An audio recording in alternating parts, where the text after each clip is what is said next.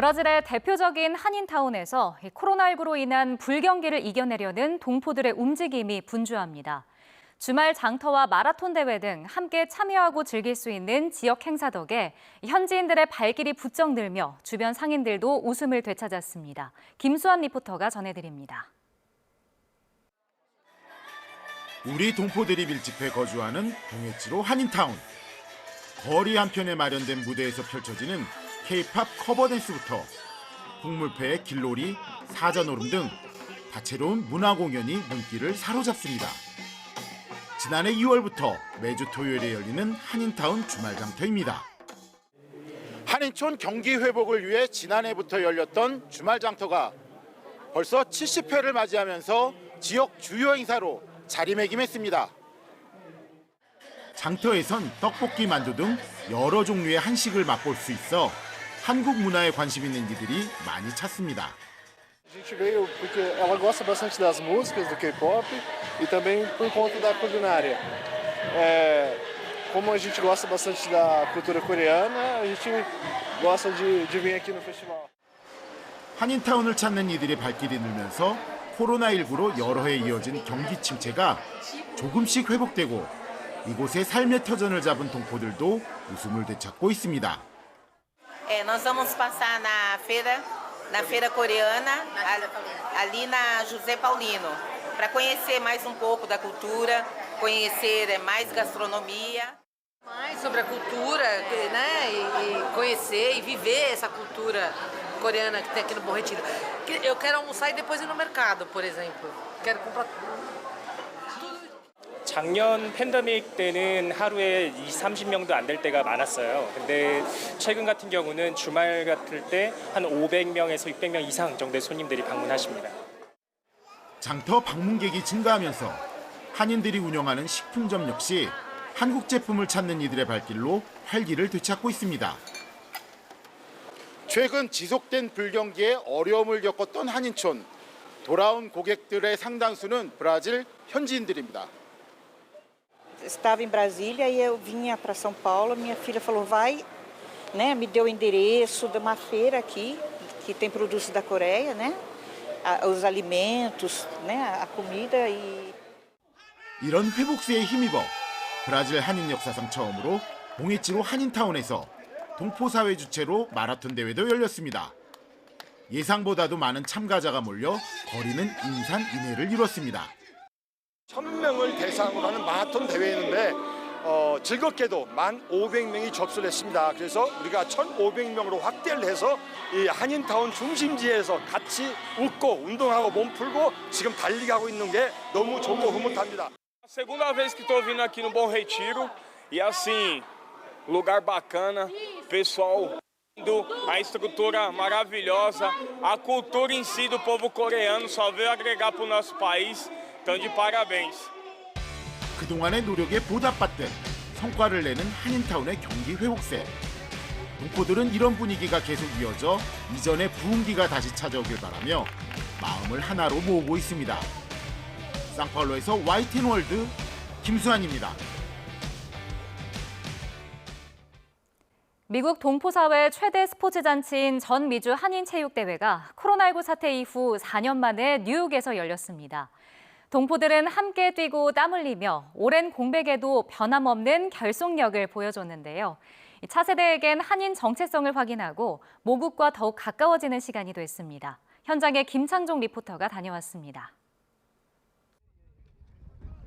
공을 사수하기 위해 치열하게 몸싸움을 벌이는 선수들. 관중석에선 열띤 응원이 펼쳐집니다. 다들 한 팀으로 묶여가지고 다들 으쌰으쌰 하니까 또 그거대로 시너지가 많이 났던 것 같아요. 올림픽의 꽃 육상과 한국 전통 스포츠인 씨름까지 미국 내 한인 동포들의 최대 스포츠 축제가 뉴욕에서 열렸습니다. 꿈이 있는 뉴욕에서 하나 되는 미주체전이라는 그 큰 슬로건을 가지고 우리 지난 3년간 우리 미주체전을 준비해 왔습니다. 또 우리 미주체전 조직이뿐 아니고 우리 뉴욕에 있는 한인 동포 사회가 한 마음으로 이 체전을 준비했다고 보시면 되고. 미국의 전체 32군데 지역에서 참여했고 그리고 26개 경기 경기 종목이 참여를 했습니다. 그래서 굉장히 선수가 3,500명이 참여했고 한인들의 올림픽으로 불리는 전 미주 한인체육대회는 1981년 LA를 시작으로 2년마다 주요 도시에서 열리며 한인 사회를 하나로 모으는 구심점이 됐습니다. 코로나19 사태 이후 4년 만에 열린 이번 대회에는 역대 최대 규모의 동포들이 참가해 축구와 테니스, 태권도 등에서 실력을 겨뤘습니다. 미국 이민자 사회에서 전국 규모로 스포츠 행사를 개최하는 곳은 한인 사회가 유일합니다. 미국 사람 전체도 굉장히 부러워해요. 이렇게 하는 데가 없거든요. 우리가 혼자가 아니고 다 이렇게 네트워크로 같이 살고 있다고 생각하는 게 굉장히 소중합니다. 그래서 생활체육하는 분들은 늘 주일마다 주말마다 운동을 하기는 하지만 이러한 큰 대회 같은 경우에는 너무나 기다려지고 또 준비하게 되고 특히 차세대 한인들은 대회를 통해 한인으로서의 자부심과 한민족 정체성을 되새겼습니다. 태권도 금메달을 거머쥔 주지은 씨도 어릴 때부터 익힌 우리나라 고유의 무술을 통해 한국과 한 걸음 더 가까워질 수 있었습니다. 저 5살에 시작했어요. 태권도 뭐 품새도 할 수 있고 겨루기도 할 수 있고 쌍절곤 이런 거 같이 다 배울 수 있어서 좋은 것 같아요. 이렇게 한인들이 같이 동포 여러분이랑 땀을 흘리고 씨름을 같이 할 수가 있어서 너무 좋고 다음에는 우리 1.5세, 2세, 3세까지 계속 씨름을 참여했으면 좋겠습니다. 미국 32개 지역에서 모인 동포들이 사흘간 치열하게 승부를 다툰 끝에 올해는 개최지인 뉴욕이 종합 우승을 차지했습니다. 다음 대회인 제23회 전 미주 한인체육대회는 2년 뒤 LA에서 열릴 예정입니다. 미국 뉴욕에서 YTN 월드 김창동입니다. 코로나19 확산 기간에 유학생들이 일할 수 있는 시간을 무제한으로 풀어줬던 호주가 노동시간에 다시 제동을 걸었습니다. 학업과 일을 병행하며 고물가를 버텨온 한인 유학생들은 임금이 크게 줄어 생활비 부담이 커지고 한인 상권 역시 인력 공백 우려에다 최저임금 인상으로 이중고를 호소하고 있습니다. 윤영철 리포터가 전해드립니다. 이달부터 호주 정부가 유학생들이 일할 수 있는 시간을 2주 동안 48시간으로 제한했습니다. 코로나19 여파로 인력난이 심각해지자 2021년 학생비자 소지자의 근무 시간을 무제한으로 풀었다가 일상 회복과 함께 다시 시간 제한을 둔 겁니다. 유학생 정요한 씨는 당장 오를 대로 오른 임대료가 마음에 걸립니다. 리스트릭션이 없을 때는 그래도 뭐 38시간이나 심지어 뭐 40몇 시간씩 일하는 학생들도 있었는데 일단은 반토막으로 줄게 되기 때문에 일단은 렌트비가 요즘 올해 굉장히 많이 올랐는데 학생들이 렌트비를 감당하기 굉장히 힘든 상황이 있을 수도 있고요. 우려하는 목소리가 굉장히 커요. 왜냐하면 저 친구들도 똑같이 투잡, 쓰리잡 하는 친구들이 있는데 소득이 떨어지면 앞으로 이제 어떻게 돈을 벌어야 하나, 주로 한인 유학생들이 일하던 한인 상권 역시 인력 공백 우려가 커졌습니다. 저희 가게는 한국인이 한 10명에서 15명 정도 있는데 거의 다 한국 사람들이고요. 학생들 같은 경우는 50% 이상이 이제 학생들로 되어 있습니다. 한국인을 못 쓰게 되면은 또 외국인 친구들 뽑게 되고 그렇게 되면 또 이 친구들 또 데려와서 한국인의 문화를 이제 또 가르쳐 주면서 운영을 해야 되니까 조금 더 힘든 상황이죠. 같은 기간 최저임금도 8% 넘게 올라 동포 자영업자들은 이래저래 고민이 깊습니다. 호주의 최저시급은 이제 23.23 호주달러, 우리 돈 2만 원에 육박합니다. 상황이 이렇다 보니 부담을 줄여보고자 직접 매장에 나와 일하는 한인 소상공인들이 부쩍 늘었습니다. 주문 접수부터 홀 서빙까지 매장 내 자동화 시스템을 도입한 곳도 많습니다. 잘 보이시지 않았던 오너분들이 오셔갖고 업장을 운영하시는 경우가 생겼습니다. 초반부터 저희가 비즈니스를 모델링할 경우에 모든 이제 테이블 서비스는 저희가 진행을 하지 않고 모든 대응을 QR 오더를 모바일로 진행할 수 있게 하거나 아니면은 뭐 포스 머신 캐시 같은 경우도 캐시리스로 많이 바꿨고요. 호주 정부는 소상공인들이 고물가 위기를 버텨낼 수 있도록 많게는 약 8천만 원까지 지원하는 등 다양한 지원책을 펴나갈 방침입니다. 그래서 정부에서는 소상공인의 매출액 기준으로 최저 2만 불에서 최대 10만 불까지 지원금을 지금 지원을 하고 있고요. 최근에 발표한 2023년도 예산안에 의하면 최대 그 세액 공제 범위를 확대할 것으로 보이고. 하지만 단기 지원책으로는 관련 업계 동포들의 부담이 덜어지기 어려운 데다 한인 유학생들 역시 근무 시간이 대폭 줄어들면 임금 인상 효과를 체감하기 힘들어 사실상 누구도 웃기 힘든 상황이 됐습니다. 호주 멜버른에서 YTN올드 윤영철입니다. 중동에서도 한류 열기가 꾸준히 이어지면서 한국 상공인들의 진출도 늘고 있습니다. 아랍에미리트 두바이에선 중동 진출을 꿈꾸는 상공인들과 현지 바이어를 연결하는 상담회가 열렸는데요. 낯선 시장에 도전하는 이들에겐 특히 앞서 진출한 동포 경제인들과 유관기관의 생생한 조언도 이어졌습니다. 원유한 리포터가 취재했습니다. 해외 시장 개척에 나선 화장품 업체 대표 조윤수 씨. 현지를 방문해 바이어를 만나고 수출 인증 절차 등 관련 정보를 꼼꼼히 수집합니다. 두바이도 두바이의 규정에 맞는 화장품 위생허가를 받아야 된다고 알고 있거든요. 두바이의 화장품 인증에는 할랄을 포함한다고 들었어요. 조 씨처럼 중동 시장에 진출하려는 이들이 곳곳에서 제품을 놓고 열띤 상담을 하거나 현장에서 바로 수출 양해각서를 맺기도 합니다. 한국 식품, 화장품 업체와 아랍에미리트 바이어가 한자리에 모여 수출입 정보를 나누는 행사입니다. 프리미엄으로 가려면 좀 더 디테일하고 패키지도 더 고급스럽고 그런 거에 대해서는 더 예민하게 받아들이는 것 같았어요. 종교, 문화적 차이로 낯설고 멀게 느꼈던 중동. 이슬람권은 율법에 따라 허용된 사물이란 뜻의 할랄이 식사와 미용, 의료 등 일상 전반에 깊숙이 자리 잡고 있습니다. 특히 식품은 할랄과 직결되는 분야로 무슬림이 먹을 수 있는 할랄 제품은 돼지고기와 술이 들어가선 안 되고 이슬람 방식으로 도축된 고기만 사용해야 합니다. 아랍에미리트에서 식품 관련 사업을 하는 동포들은 소비자 신뢰와 마케팅 효과를 높이려면 할랄 인증이 필수라고 조언합니다. 소비자분들이 이제 할랄 마크가 있는 제품을 보면은 안심을 하십니다. 할랄 마크가 있는 제품들은 확실히 이제 그만큼 현지 분들한테 더 인기가 있는 것 같습니다. 못 드시니까 할랄이 아니면은 두바이나 뭐 주변 국가들 다 이슬람 신앙이 세기 때문에 그냥 그거를 지키려고 하는 것 같아요. 다만 할랄 기준과 인증 절차가 까다로워 소규모 업체에는 장벽으로 작용합니다.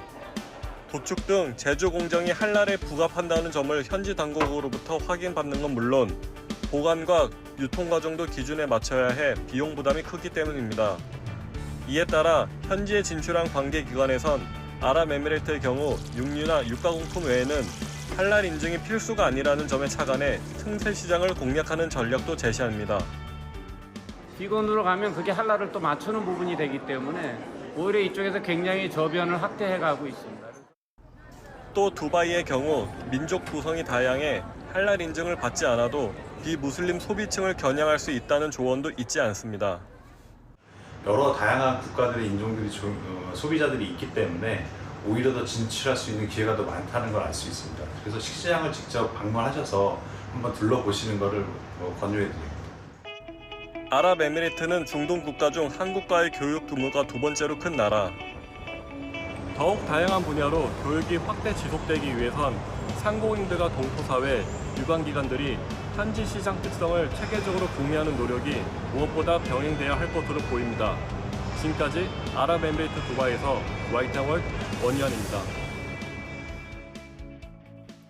풍부한 인프라와 인적 자원을 갖춰 유럽연합의 경제 허브 역할을 하는 네덜란드는 코로나19 기간 전 세계 경기 침체에도 한국과 왕성한 경제 교류를 이어오고 있습니다. 특히 최근엔 동포들이 운영하는 업체들과 한국에서 진출한 기업들을 하나로 묶는 한인 상공회의소 설립이 확정되면서 시너지 효과에 대한 기대가 커지고 있습니다. 장혜경 리포터가 전해드립니다. 유럽연합, EU에서 경제 허브로 꼽히는 네덜란드. 한국과도 나날이 경제 교역이 활발해지면서 EU 회원국 중 우리나라에 대한 누적 직접 투자가 가장 많은 나라로 꼽힙니다. 지난해 기준 두 나라 간 교역액은 EU 회원국 중 독일에 이어 두 번째로 규모가 크고 한국의 대네덜란드 수출 규모도 코로나19 이전인 2019년 84억 달러에서 2022년 160억 달러로 2배 가까이 커졌습니다. 특히 지난해 말 양국 협력 관계 수준이 6년 만에 전략적 동반자 관계로 높아지면서 반도체 분야 등의 교류에 기대감이 커지고 있습니다. Ja, nou ja, Nederland en Korea zijn bevriende naties. We doen heel veel zaken met elkaar. Wij als Netherlands Foreign Investment Agency. Er gaat jaarlijks meer dan 8 miljard euro aan producten van Nederland naar Korea. En van Korea naar Nederland is dat meer dan 5 miljard. 네덜란드는 수입액의 40% 이상이 재수출되는 유럽의 교역 허브입니다. 또한 반도체 공급망의 핵심 기술을 보유하고 있습니다. 수소 등 그린 에너지 분야 시장 선점을 주도하고 있는 네덜란드. 이렇게 활발한 경제 교류 속에 네덜란드 내 한인 경제계에는 더욱 반가운 소식이 전해졌습니다. 바로 한인 상공회의소 설립입니다. 30년 넘게 네덜란드 내 한인 경제 네트워크는 현지 진출 한국 기업으로 이뤄진 상지사협회와 네덜란드에 직접 설립된 한국계 기업을 대표하는 한인 경제인 협회로 나누어져 있었습니다. 양국 교역 규모가 확대하면서 두 단체의 통합 필요성이 꾸준히 제기된 끝에 한인 상공회의소 이름 아래 마침내 하나로 뭉치게 됐습니다.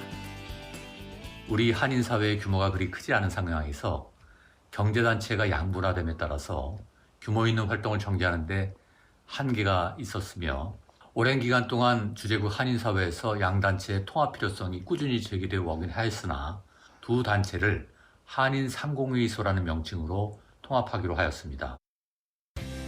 네덜란드에 진출한 국내 주요 기업은 삼성과 LG, 현대기아차 등 100여 개, 동포가 운영하는 한국계 기업은 80여 곳. 이번 경제단체 일원화로 무엇보다 한국 기업과 동포 기업 간 상생 발전에 대한 기대가 높아지고 있습니다. 한국 기업들을 대표할 수 있는 대표성 있는 기관이 출범하게 됨으로써 네덜란드 대정부 교섭력을 향상시키고 기업과 국가 이익을 더 잘 대변할 수 있는 좋은 계기가 될 수 있다고 생각합니다. 통합 신설될 한인 상공회의소는 특히 기업체뿐 아니라 현지 동포 사회를 위한 활동도 펴나갈 전망입니다. 현지 정착을 원하는 한인 유학생의 일자리 정보나 차세대 동포를 위한 우리말 교육 지원 등입니다. 네덜란드로 처음 진출하는 기업들에게 이곳의 법률과 경제 관련 정보 제공과 한글 학교의 지원, 그리고 유학생들에게 좋은 일자리를 마련해주는 일도 하게 될 것 같습니다. 네덜란드 한인 상공회의소는 한인 동포 기업들에 대한 맞춤형 경영 컨설팅 제공과 다양한 한류 사업 지원도 계획하고 있어 경제 활력과 교류 확대에 대한 동포 사회의 기대감은 한층 커지고 있습니다. 네덜란드 암스테르담에서 YTN 월드 장혜경입니다.